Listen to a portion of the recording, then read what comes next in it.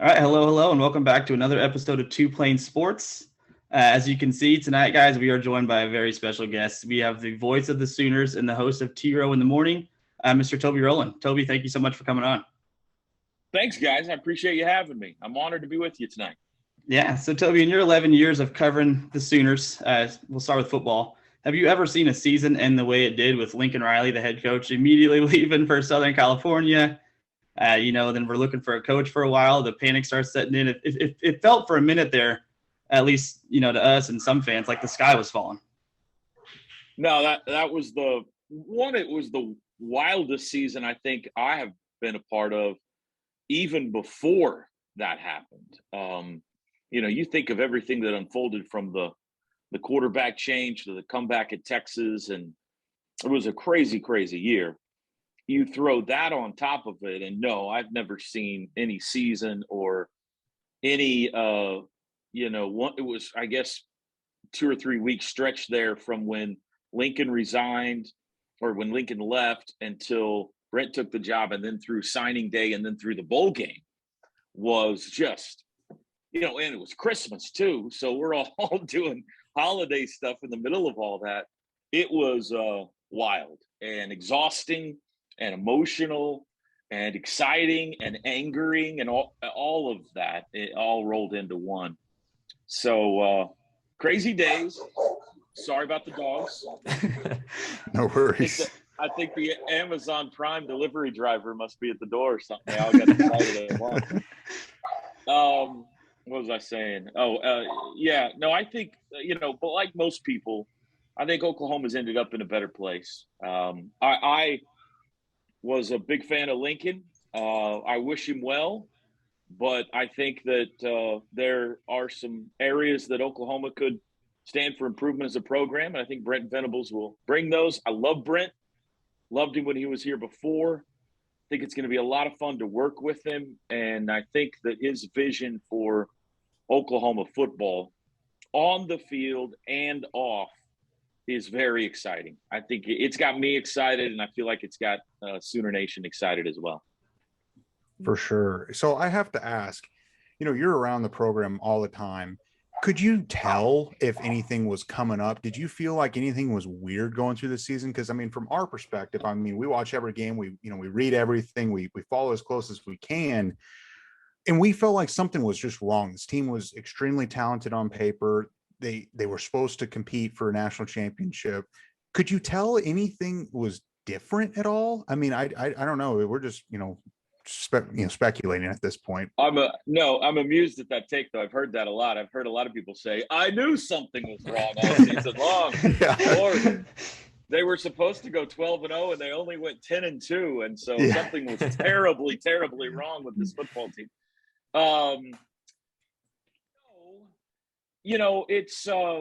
It's a hard question to answer in the middle of what we've been going through the last couple of years with the pandemic and everything, because everything's been so different than it was a couple of years ago. We don't get as many in-person interviews. We can't go to as many practices. Lincoln's not coming to, or wasn't coming to, Rudy's for his coaches shows like he was on Thursday night. So I wasn't around him as much the last couple of years as I was previous to that, and certainly with Bob, because of the restrictions that were on. So I didn't notice in my dealings with him and the occasions when we were together for interviews and banquets and all that kind of stuff, speaking to donors and fans, nothing out of the ordinary. We had an interview on Friday on the practice fields before the Bedlam game. After their final practice, we did our pregame interview on the practice fields. Bedlam on Saturday, and then obviously he left for USC on Sunday. Didn't notice anything. Maybe I'm just terribly not observant, but I don't think so. I didn't notice anything out of the ordinary. Did the team play oddly? Yeah, they never hit their offensive stride, I think, this year. You obviously had the quarterback change in the middle of the season, which was weird. I don't know how, I always kind of felt weird about that because I like Spencer Rattler a lot. And honestly, I think he's probably the better quarterback overall. My hunch is that in the end, I think Spencer Rattler will end up being the better quarterback than Caleb Williams. But for this team, with the lack of the offensive line, I think Caleb was more equipped to be able to scramble and make plays. And then certainly after he did what he did at Texas, you couldn't take him out of the lineup. So, the offense didn't hum. It wasn't putting up record-setting numbers like it was in previous seasons under Lincoln. So from that aspect, yes, I guess it was a little bit different. And we were all saying, what's wrong with the offense this year? But there were some reasonable explanations. The offensive line didn't click. We had some young receivers. We had a true freshman quarterback that hadn't played in 2 years that's trying to figure out difficult zone defenses that Iowa State, Baylor, and Oklahoma State are throwing at him. So I didn't think it was that odd, everything that was going on. So maybe that's an indictment on my lack of observational skills, but I was shocked. I say all that to say, when Lincoln announced he was going to USC, I was shocked. I thought there was a chance he would go to LSU. There was so much smoke that I had prepared myself. In fact, we talked about it among the radio crew driving up to the game on Saturday, Bedlam game. We said, this could be the last game that Lincoln Riley's OU's coach. And we were talking about potential replacements, like who could be next? Shane Beamer, Brent Venables. So that was on my mind, but I never, ever saw USC as an option. Going back and now focusing on the future of the program and Brent Venables, you were one of the first people, and correct me if I'm wrong, to probably sit down with him outside of Joe C. and President Harose with the introductory press conference and the big thing. But it seemed like Brent was focused almost immediately on hitting the ground running with recruitment and getting the program to his vision and what he wants it to be moving forward under his leadership. What do you expect to, I guess, see out of it? I know we, as fans, we've seen a lot of things change with how open he is about everything. It seems like he's a lot more ready to answer questions, where Lincoln definitely was a little bit more closed off when he was asked questions about the program and the future that he saw. Well, I'm definitely excited about that. For what I do, I think Brent's a talker. I know Brent's a talker, and Lincoln was very close to the vest, which is, what you were saying. And when you are hosting a show with somebody for an hour, or doing pre and post game interviews, or doing, caravans and things, it helps me if I'm there with a talker. So I'm excited about that from Brent's perspective. It has become very obvious that he arrived at OU with a plan. It was a little curious over the last few years when you repeatedly heard of Brent Venables being among the candidates for various openings, Miami, Auburn, big time programs. You just kept hearing that, maybe he wants to remain a defensive coordinator. Maybe he's not interested in being a head coach. Why hasn't Brent Venables taken a job yet with the unbelievable job he's doing as Clemson's defensive coordinator? And I think the answer now has become quite clear. It's that Brent knew, because of watching Bill Snyder, watching Bob Stoops, and I think he was heavily impacted by Dabo Swinney. Brent had a plan that if he became a head coach someday at Oklahoma or somewhere else, he knew how he wanted it done.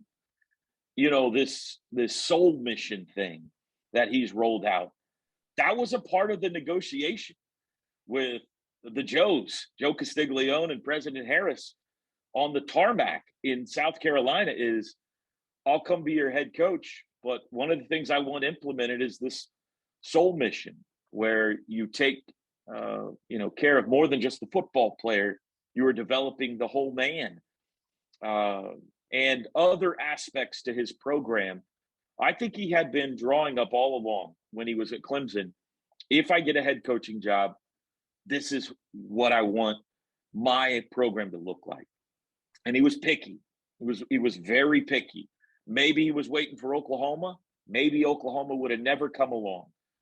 But I don't think he was going to take a head coaching job, getting $2 million a year at Clemson, unless it was exactly right. And so I love that. Oklahoma's got a man with a plan. They've got a proven winner. They've got a guy who immediately is attractive to 4- and 5-star defensive recruits who can make Oklahoma better defensively right away. He's assembled a coaching staff and a recruiting force that I think is going to help him win. So I love the personality of the man. I loved that before, when he was here before. And he's the same guy. I mean, he is hyper energetic, constantly in a good mood, in your face, and is genuine. I mean, it's not like, is this guy trying to sell me something?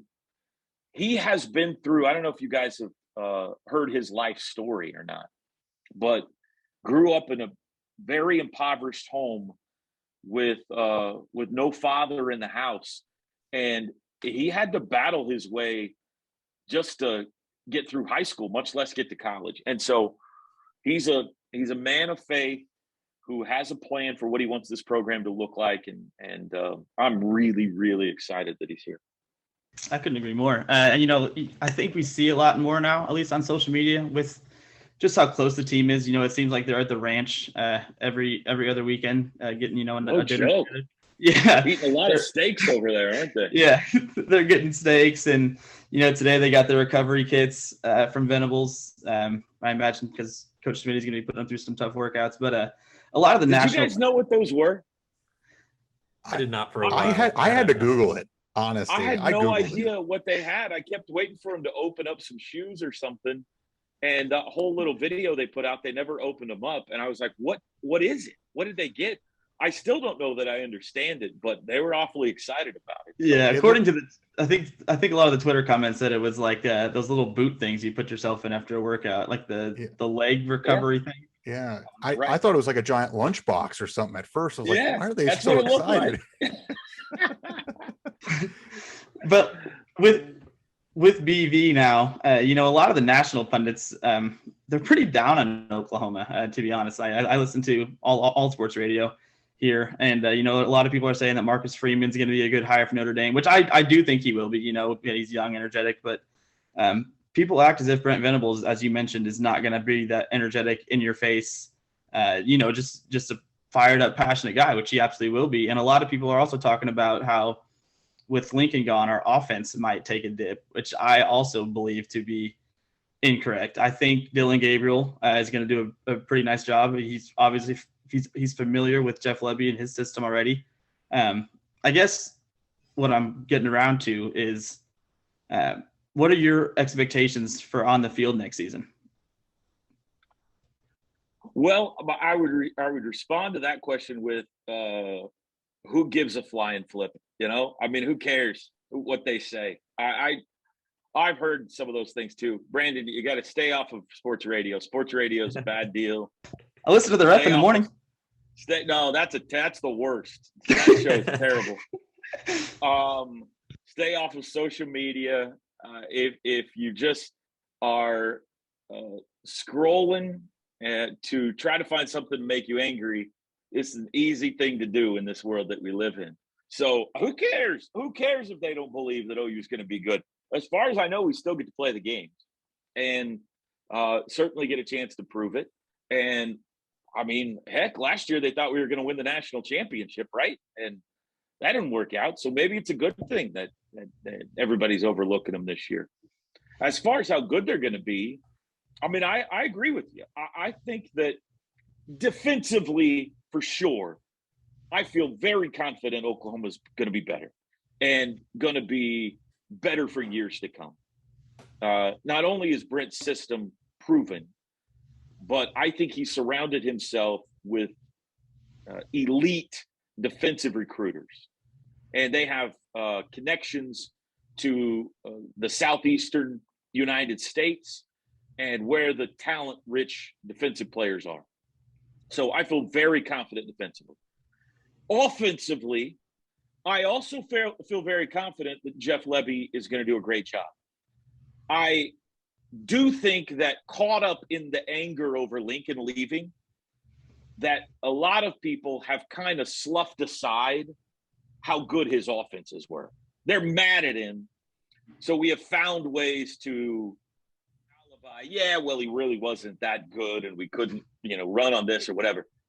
Listen, Oklahoma has had some unbelievable offenses around here in the last few years. Like record-setting, not just at the University of Oklahoma, but nationally offenses. Heisman Trophy winners. Let's not take away from the things that Baker Mayfield and Kyler Murray and Jalen Hurts and Samaje Perine and Joe Mixon and Rodney Anderson and Sterling Shepard and D.D. Westbrook and C.D. Lamb and on and on and on. Let's don't take away from how great of players those guys were and how great those offenses were because we're mad at Lincoln. Because we've played some really good offense around here the last few years. Is Oklahoma's offense going to be better than that going forward? That's a lot. I mean, that's saying a lot to say that, because they've been top 5 every year, top 3, number 1 in scoring and total yards and all that kind of stuff. So I don't know that they have to be better. If the defense is as much better as I think it will be, and the offense is anywhere close to what they've been the last few years, I think you're talking Oklahoma's legitimate national title contenders. I have high hopes that Jeff Lebby and this offense and everything is going to be great. But that's a little less proven than what Brent has been doing defensively. Brent's been doing it for a long time, long track record at Clemson. Lebby has been doing great, but for a shorter span of time. So I think there is a little more of a question mark on the offensive side of the ball. And that's fine. Oh, for sure. I mean, I think long-term, like you said earlier, I think we all agree is the University of Oklahoma is going to be in a better spot with Brent Venables in the long term, the next 5-10 years. So a little, we've talked a lot about the football program, what happened in the future. And so we kind of want to pivot to more about, your background and where you coming up and, being at Southern Nazarene, voice of the Norman Tigers. And you also called some of the Oklahoma Redhawks for a couple seasons. And, we've been watching football. I mean, we've been watching football since we've been little kids watching OU football. And, your key phrases are like unhitch the wagons, and put the ponies in the barn and all that. I was just wondering, when you came into, becoming the voice of the Sooners, did that just come to your mind as you're calling a game in the heat of the moment? Or did you kind of have an idea before you even started, or how did that come about for you? The unhitch the wagon phrase? Yes. Yes. Yeah. No, that's a good question. I get that a lot. I teach a play-by-play class at OU, and every time we get a new crop of students in, they're always into, I want to come up with my own catchphrase. Everybody's all about catchphrases, whether you see it on Sports Center or whatever. And I always tell them, if you try to plan it, it's going to sound really corny. Like, you cannot in advance lay in bed at night and say, how about those corn dogs? And you think you're a genius, and then you let it fly after a touchdown, and it's terrible. So a good catchphrase is a fine line between it being cool and corny. And there's probably people listening right now that feel like I'm on the corny side of that line. And they're probably right. There is a background story to that. I grew up, still am, a huge Cincinnati Reds fan. And my dad was a Johnny Bench fan, thus a Reds fan. I grew up a Reds fan. I went to high school in Indiana. My dad's a pastor, and he took a church in Indiana right before high school, not far from Cincinnati. So we would go to Cincinnati Reds games all the time and listen to Cincinnati Reds games all the time, all 162 games a year. I love baseball on the radio. I love sports on the radio, but specifically baseball. And Marty Brenneman was the play-by-play voice of the Cincinnati Reds for 40 years. I've listened to Marty Brennaman call more games than any other human being alive. And he would say, every time the Reds got the final out to secure victory, and this one belongs to the Reds. That was his catchphrase. And this one belongs to the Reds. And I love that. Reds fans love it. They've got it tattooed on their body. There's a hashtag, and this one belongs, there's all kinds of stuff. It could be a blowout, and I would stay awake to hear Marty call the last out and say, and this one belongs to the Reds. So when I got the OU job, I thought in the back of my brain, it'd be cool if you could come up with something like that, to where when Oklahoma had secured victory, a saying that everybody knew meant, hey, we won tonight. But I didn't have anything in mind. And like I said, I think if you try to plan it out, those don't work out very well. First year on the job, OU is playing, I think it was Ball State at home. It's a blowout. And third quarter, they score another touchdown. You guys know what happens every time they score a touchdown. There goes the schooner circling the field. They score another touchdown to go up 69-3 or something like that. And here comes the schooner out. And I said, you could probably unhitch the wagon and put the ponies in the barn. This one is over. And that highlight got picked up. That touchdown and that call got picked up and replayed on some of the social medias by OU and otherwise. And it had some good reaction. And I thought, maybe that's it. Maybe next game I'll try that again when, we know it's over. And I did. And that's how it kind of was born, and it grew from there. So I like it. I'm glad it was born a little more naturally. Glad it wasn't, just something that was thought up in the middle of the night or anything. And it's kind of grown like wildfire from there. Yeah. Thanks for answering that. And you mentioned being a big Reds fan growing up, always listening to the calls. We actually had a little debate before we got on, and you hopped on with us about what your favorite sport is to call, because we know you call football, obviously you call men's basketball and baseball since the season's starting up. Brandon assumed that you were a big baseball fan and that was your favorite sport to call. Was he right in that assumption, or do you like? I didn't assume. Hold on, I said it might be because I remember from the class you talking about being a big Reds fan. Yeah. And so maybe it's baseball.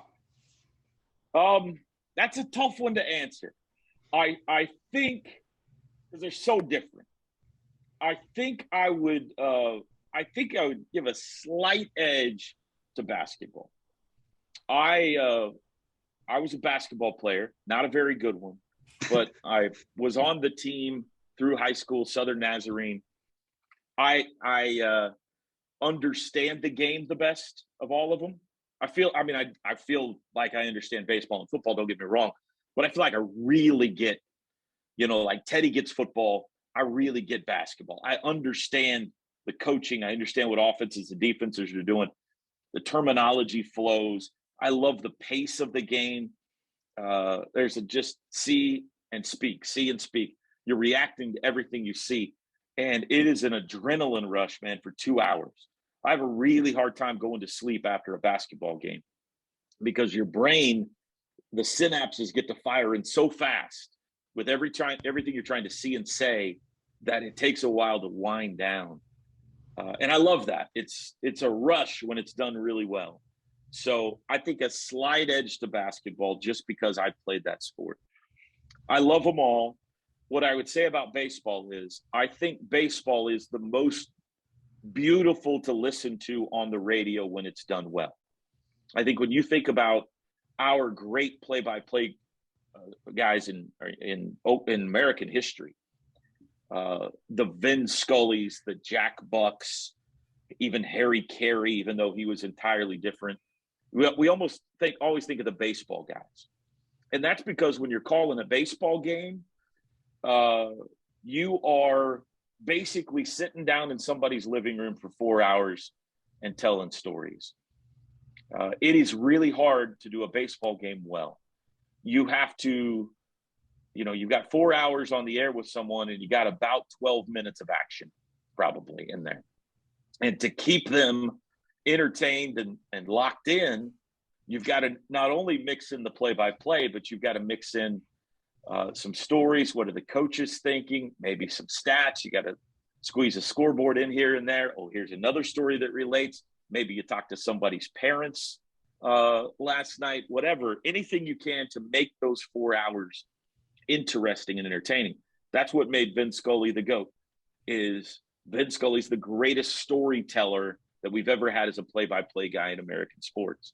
So I really enjoyed the challenge of calling a baseball game because I think it's the hardest to do well. And then football is a monster. Oklahoma football is a monster. It's an 8-hour broadcast.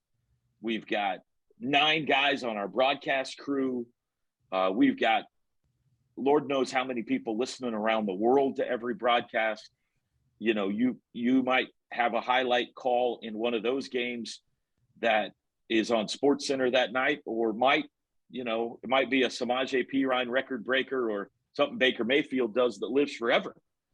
And so there's a pressure that comes with football, Oklahoma football, that is different than anything else, because you just know how big of a deal it is and how many people are listening. Calling a football game is very regimented.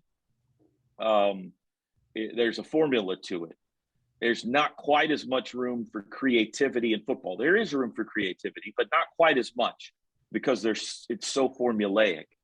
But it is enjoyable just knowing the history of Oklahoma football and how many people are hanging on your every word on a Saturday. Yeah, so I have a couple questions now. So the first one is pretty easy, and it's just kind of going back to fun, good calls. I think yesterday during the basketball game against Texas, I don't think I've ever heard you say it before, and I want to make sure I have it right. I think Mo Gibson hit a pretty big 3 late. I can't remember the exact situation of the game, and I believe you said he hit nothing but the bottom of the ever-loving net. There goes the dog. Yeah. Sorry, is that something that we can expect to see moving forward on a big 3? And no. I have no idea where that came from. You're right. I've never said that before.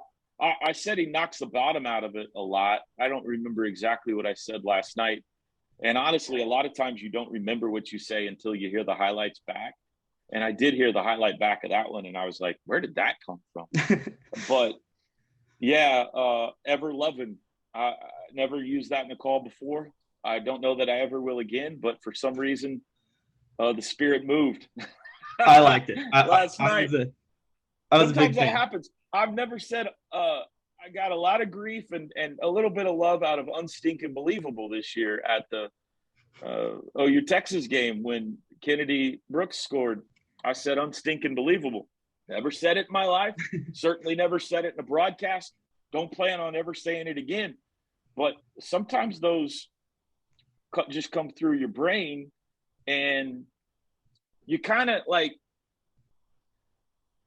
have to have the guts to go with it. When something hits you and you just feel like that's what you're supposed to come out, it's supposed to come out of you, you just kind of got to trust it and let it fly. I'm not going to curse. I'm hopefully not going to say something that I shouldn't. I trust enough that something that I shouldn't say is not going to come out.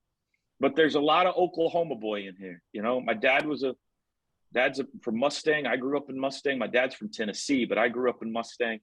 And we say things like, oh, mama, and ever loving and unstinking believable. And it's just part of the lexicon, I think, of being from this part of the country. So, no, you don't plan those things. You just let the big moments happen, and then you hang on, and you hope that whatever comes flying out is worthy of the moment. Yeah, well, I love it. And then so the second question, you just mentioned the challenge of calling a baseball game. It's something that you embrace. You mentioned basketball being the sport that you feel maybe the most comfortable with, or the slight edge as far as your favorite, and obviously the monster that is OU football. What is the preparation process like for each before you're calling a game in all those sports? Which one's the longest, maybe hardest, or is it all, it's similar preparation time, or, just kind of walk us through that. Yeah, no, they're all different. I like talking about this because most people don't care. So I'm glad that you guys care, because this is the majority of my life. And I think if you're going to be good at this craft, you have to really love the preparation. And I really love the preparation. My family makes fun of me because I think I'm the most popular customer in Office Depot history because of all of the pens and highlighters and different shaped paper and cardstock. And I mean, that's Disney World for me. Going into Office Depot, I could spend 2 hours just looking around for, right, what can I find in here that will help me do my job better? So football is the longest process. There's everything from writing and voicing scene setters, interviewing coaches, interviewing sponsors throughout the week that you're going to play on your pregame or halftime show, writing and editing audio and writing script for your pregame show. And then the most time is spent on preparing spotter boards, which are the boards that we put in front of us, or I put in front of me when I call a game, that has all of the biographical information of anybody that we think could play in the game. It's basically a giant 2 deep or 3 deep for both offenses and defenses. And any other information such as statistics, maybe some quotes that came out that week, maybe something that's happened in the past that's relative, any kind of information that you can find in game notes, newspapers, anywhere that you think you might want to use in the broadcast. I try to get on those boards, because the goal is to have anything that I'm going to need immediately available at eyesight on a Saturday without looking it up. Now, that's impossible. You can't possibly know Samaje Perine's going to break the all-time rushing record. There are some things you're going to have to look up, but that's the goal.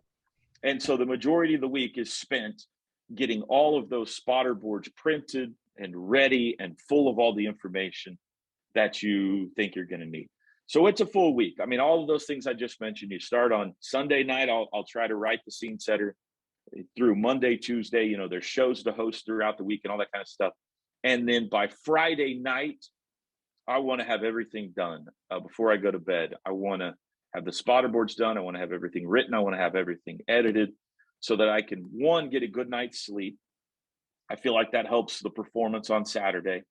And two, I want to be able to enjoy game day. I don't like waking up, and it happens sometimes, but I don't like waking up feeling like I still got to get something done. Usually that means I'll sleep restless. I'll wake up early. I've still got to do some writing or something. I want to wake up and, just like you and everybody else, go, all right, it's game day. Let's go. So that's the goal with football. I don't even know how many hours that is, but it's all week to get ready for a football game, because, it's a bunch of people to know, but you also have a 2-hour pregame show. And so there's a lot of preparation that goes into just getting a 2-hour pregame show ready. Basketball, much shorter prep. We've got spotter boards for those as well. Not as complicated, but putting the notes onto those boards so that they're in front of me before a game, interviewing coaches, again, things like that. It's probably, I could get ready for a basketball game in 5 or 6 hours. It's a one-day thing if I have the time to get ready for a basketball game. Baseball, I would say, is somewhere in the middle. Nothing's as long as football, but baseball, I never, ever feel like I have enough information. I'm always slightly panicked going into a baseball game because I know I'm on the edge of having to talk for 4 hours and there's only going to be 12 minutes of action. And so, do I have enough today to talk about? So I will get to a stadium 4 or 5 hours before a game. Like, I'm calling the Michigan game this Sunday. It's a 6:30 start. I was just thinking today, what time should I head down to Arlington on Sunday? And I was like, if I get there by 3, that'd give me plenty of time to get ready. And then I'm like, 3, what am I, crazy? I got to be there by noon. I'm always panicked. You got to get the interviews and the notes and stuff, but I'm always looking for another nugget. Go, Google everybody's name that could play and see if you can find a background story on this guy. or go talk to their SID or their coach and say, hey, tell me something interesting about your pitcher today. There's always a little more research that you feel like you could do to try to make a baseball broadcast come alive. So, that's probably technically I could call a baseball game on 1 hour's notice, but it wouldn't be very good. Like, I feel like I need a good couple of days to get ready for a baseball game. Have you ever done exactly that? Like, say you were talking to another team's SID or coach for baseball about a starting pitcher, and you got a really good nugget, a really good fun fact, and let's say he goes out there and he gives up 8 hits in the first and 6 earned runs, and he's yanked, and maybe you're not as prepared for the guy coming in next. What do you do in that situation? Well, I'm getting the nugget in, the good nugget. I promise you. I don't care if he got shelled or not. If I've got a good story, I'm getting it on the broadcast.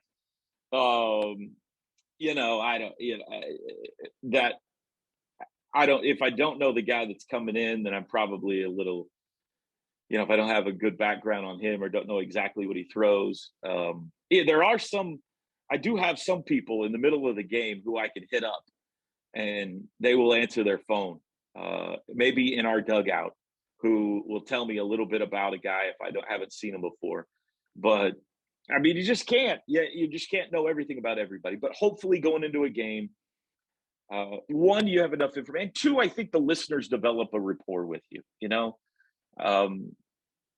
there's something about summertime, spring and summertime in the case of college baseball, where you're on the lawnmower or you're sitting on the back porch drinking a lemonade or taking a walk with your dog or whatever, and you're listening to baseball, right, on the radio. And it's just, there's something special about that. That's Americana right there.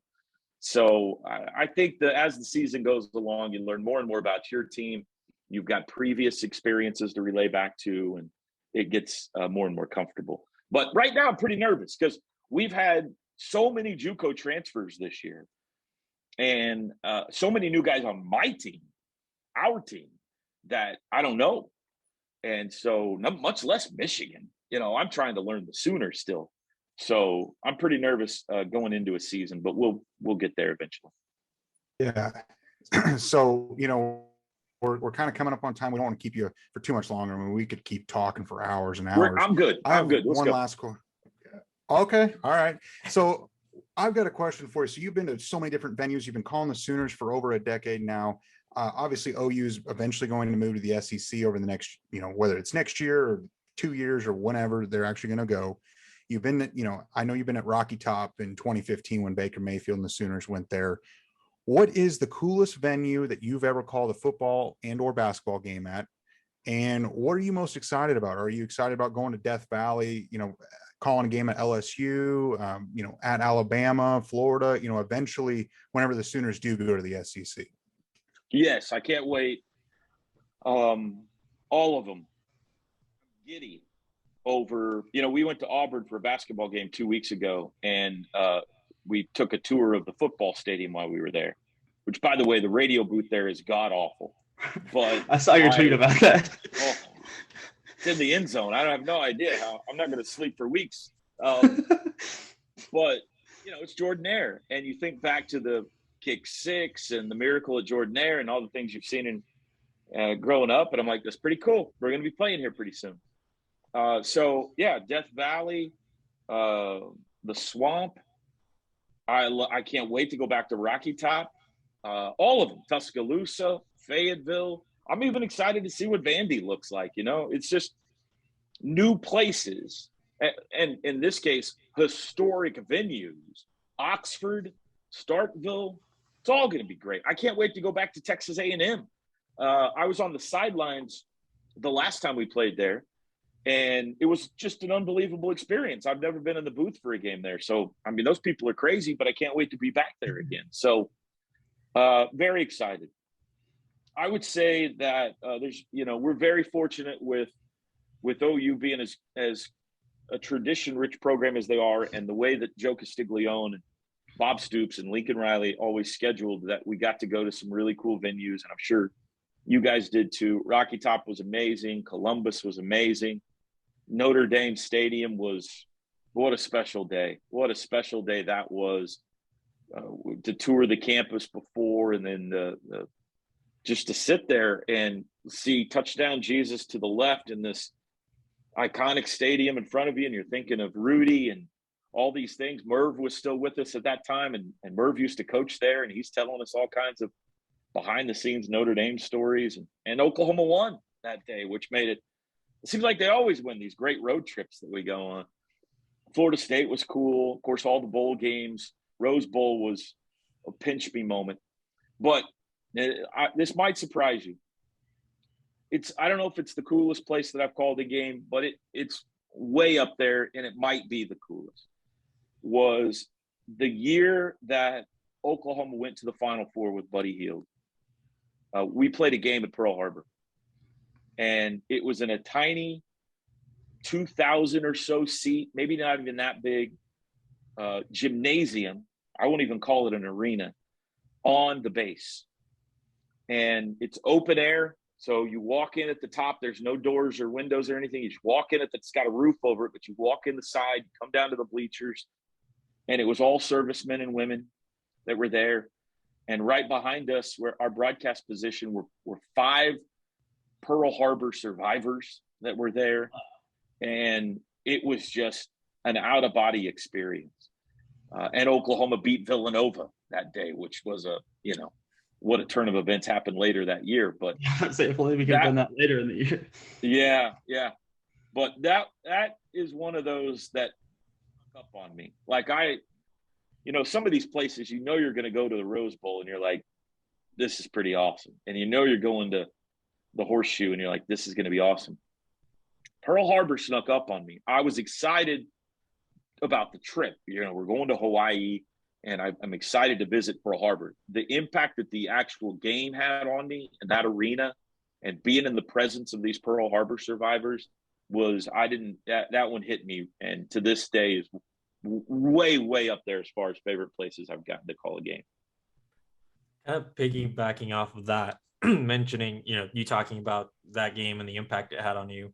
And I'm going to put you on the spot here, but can you think of some of your favorite moments? Maybe give us like a top 5 of Oklahoma sports that you've ever been able to call, or just something that you were like, wow, I'm glad I was able to see this in person or watch this even on TV or listen to it on the radio.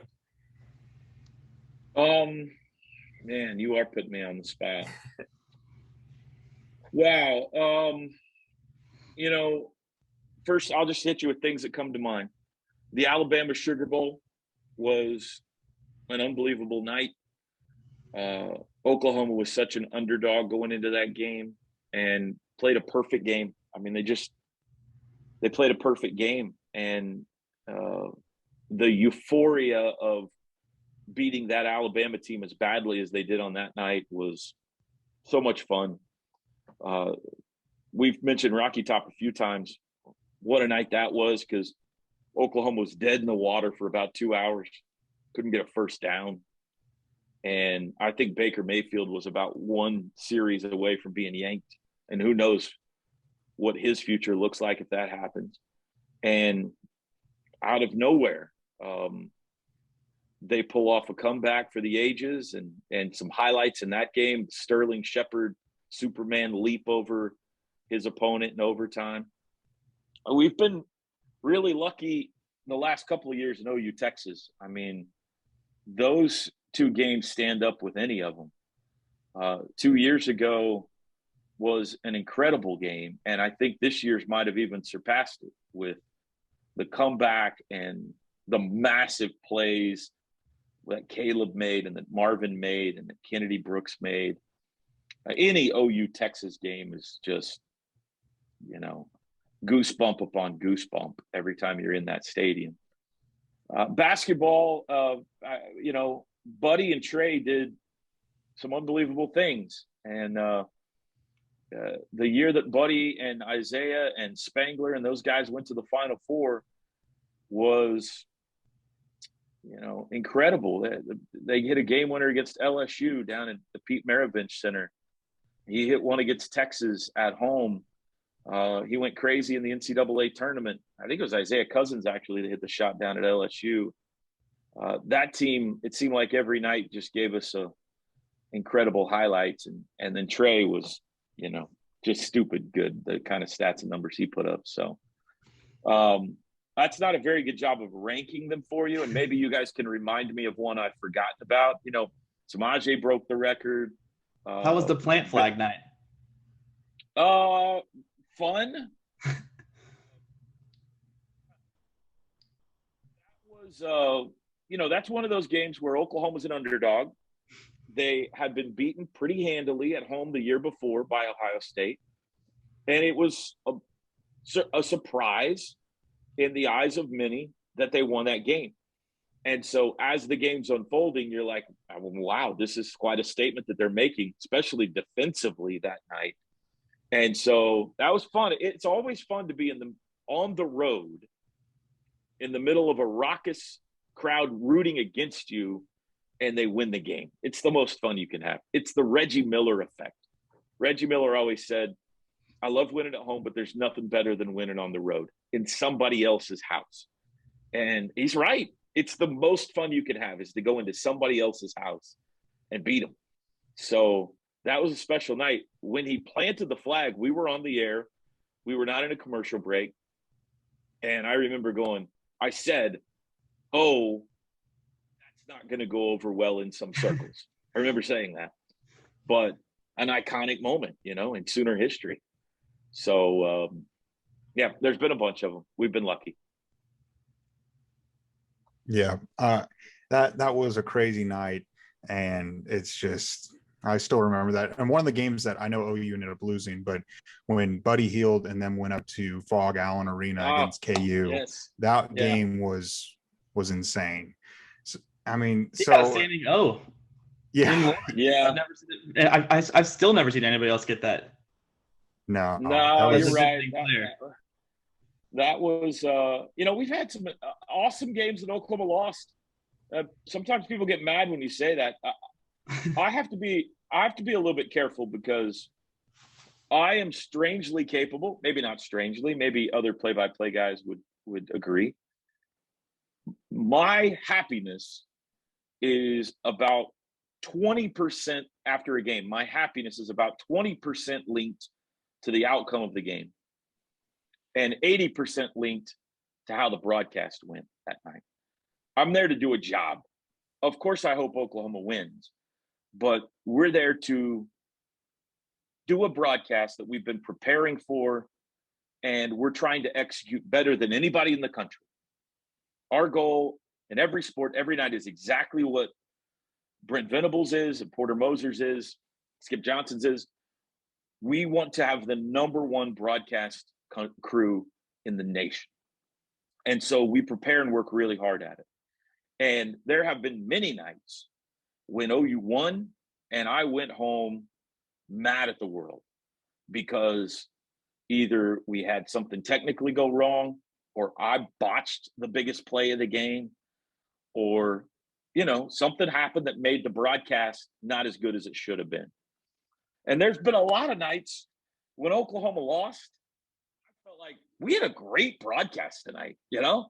And I got to kind of watch it when I leave the booth and I go out into the public, that I tone it down, you know, put the sad face back on, because I don't want people to think I'm happy that Oklahoma lost. I'm not. But I think sometimes people have a hard time understanding that. Of course we want Oklahoma to win. Of course it's more fun, and you get to go, you know, to great destinations. And, you know, I grew up a giant Sooner fan. I want them to win every game.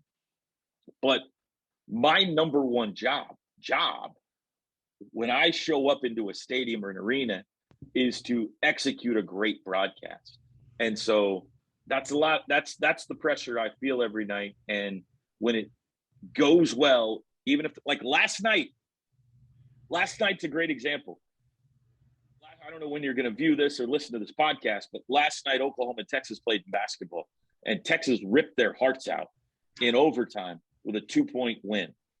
And that, it is a gut punch of a loss for this team and their hopes to go to the NCAA tournament. But it was a great basketball game, and there were a bunch of great moments, and I felt really good about the call last night. Ever Lovin' came out of nowhere last night, and I kind of liked it. So that's one of those games where you're like, I wish they had won, but at least we had a great broadcast tonight. I kind of want to just throw it back a little bit. It's not really tied to anything OU. It's definitely OU related, but it's not a specific game or a specific sport, I guess I should say. When did you – so starting at Southern Nazarene calling games, did you have that same mentality then as far as like you – I mean, you obviously wanted the call to be good.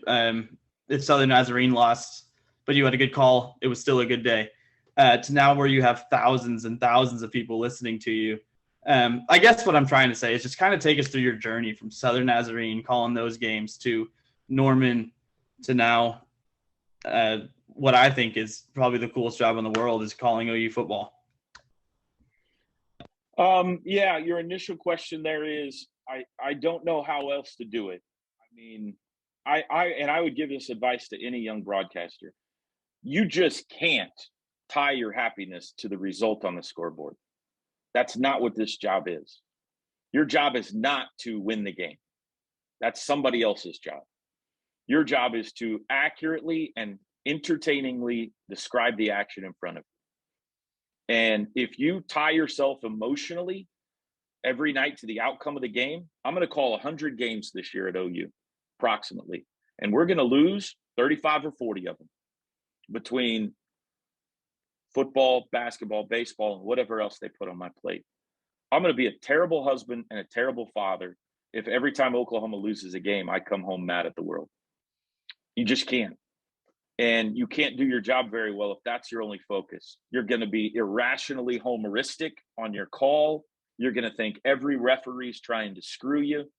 You're going to want to punch Chris Beard in the face after a game. You're there to be a professional and do a job and to do it better than anybody else in the country. So, yes, that's the way I was at Southern Nazarene. And I think that's the way everybody worth their salt in this business will tell you it's the only approach you can have. I went to Southern Nazarene. They gave me an unbelievable gift in allowing me my senior year to start to call basketball games there and learn this trade. And I stayed on after that, after I graduated as their sports information director for about 5 or 6 years, and got really lucky that they started football and baseball during that time. So I didn't know what I was doing, but I got to learn. I remember how Marty Brenneman called it. I faked my way through some baseball games at first. And I've listened to enough Bob Berry and John Brooks that I know, I faked my way through some football broadcasts till I learned how to do it. And that really set the foundation for me. No engineers, no color analysts, no statisticians, all the luxuries that I enjoy today, none of that, just one-man guerrilla broadcasting. And it was great. I mean, it was great for me to not just learn how to do it, but grow an appreciation for all the jobs that do go into doing a quality broadcast. Then I went to Channel 9 for about a decade and just kind of kept my toe in the play-by-play water by doing some things on the side. Norman High, Red Hawks, OU. I would fill in and call some stuff for OU, some NAI stuff as well, before I got the sideline job at OU, and then for 2 years, and then eventually the play-by-play job. But I cannot thank Southern Nazarene enough. Larry Mills, Bobby Martin, Pam Broyles, Marsha Feisel, all of the people who believed in me and bent over backwards to try to help me achieve a crazy dream, which is to be one of those play-by-play guys that you see on TV and hear on the radio. So I love that place. Yeah. I think I just have one final question on about Brandon and Jose, but we've talked a lot about football and the trajectory of that program and where it's heading with Coach BV. So obviously OU hired a new head coach, men's and women's basketball coach. Where do you see both programs going, the men's and women's basketball coach, programs with Porter Moser and Jenny B? I struggle to say her last name, but they're both going in great directions. I think Joe Castiglione couldn't have picked two better coaches. I mean, I feel like the future is so bright for basketball. No, I agree with you wholeheartedly. And I probably better wrap it up with this too. But listen, I mean, the proof's in the pudding for what Jenny Baranchek's doing in year one. I mean, I think the latest bracketology had them as a 2 seed today, maybe a 3, but unbelievable season she's put together. So impressive, so entertaining to listen to, talk, and coach. They made a great hire. Joe made a great hire. I have gotten to see more of Porter, behind the scenes and traveling with that team and how he coaches his team, and they go through film sessions and walkthroughs, how much preparation goes into them and how hard they work. It is incredibly impressive. And I have zero doubts he's going to do great things at OU. This year, I still hope they can go to the NCAA tournament. They got a chance, but they've had to cobble together a team, quite frankly. They had 3 guys on campus when he showed up, and they had to cobble together a team. And the fact that they are in the position right now in this conference to still go to the NCAA tournament is pretty amazing. And there's been some disappointing games, close losses like the last 2, certainly, that, man, I wish Ethan Shagwa had driven the ball, or I wish, maybe Goldwire kicked it out for a 3 at Fog Out. I'm with you on all that stuff. But there's no doubt that he's going to do great things. Yeah. No, that's great. Brandon, Jose, do you guys have any final questions, final comments? Something that we do on our show at the end of every show, Brandon comes up with an end of video challenge. So I have to ask him now, Brandon, what's your end of video challenge for this? Super this easy interview today. So usually, it's whatever we're talking about. So whether it be recruiting or a game outcome, whatever. Tonight, obviously, we have Toby Rowland on the show. So comment, hit us with put the ponies in the barn, hit us with an Omama. Or just your favorite Toby call, because I think that'd be interesting to see, because we all have different ones. So yeah, just hit us with something Toby Rowland related in the comments if you made it this far. Yeah, so we really appreciate you coming on. This has been a great conversation. We went a little longer, and granted, us 3, we could talk for hours, and I know you're a busy guy, and you just called a game last night, and I'm sure you want to take some time off, but we really appreciate it. Yeah, and you guys are fun. We talk to you again here, in the future sometime, and we can kind of every so often maybe check in and see, just see how we're doing. So we really appreciate it, and we'll keep in contact. Thanks, guys. All right. Thanks, guys. Boomer Sooner.